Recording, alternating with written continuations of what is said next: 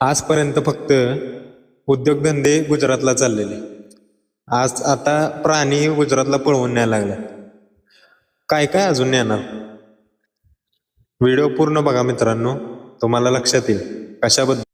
अभी न जाओ छोड़कर कि दिल अभी भरा नहीं, अभी न जाओ छोड़कर कि दिल अभी. आपल्या शिरोळ तालुक्यातील नांदणी गावातील ही घटना आहे.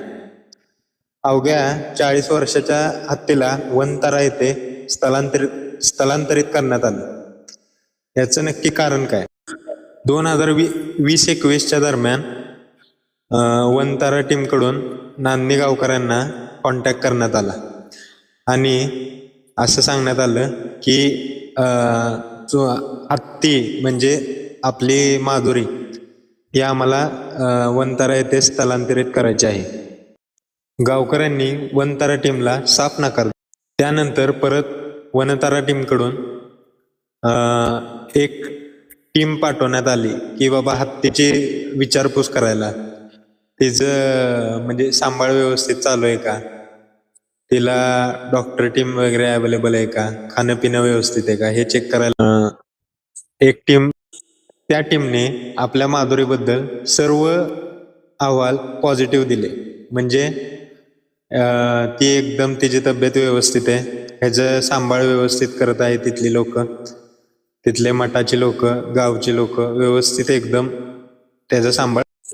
त्यानंतर थोड्या दिवसानं परत वनतारा टीमनं पेटा नावाची टीम पाठवून दिली आणि ह्या पेटा नावाच्या टीमनं असे अहवाल दिले की हत्तीच्या पायाला सूज आहे, हत्तीचा इथे व्यवस्थित सांभाळ होत नाहीये, तिला इथं धार्मिक कारणांसाठी उपयोगी केलं जाते. हे ऐकून ताबडतोब इथल्या गावकऱ्यांनी सुप्रीम कोर्टात धाव घेतली आणि सुप्रीम कोर्टात याच्या विरुद्ध याचिका.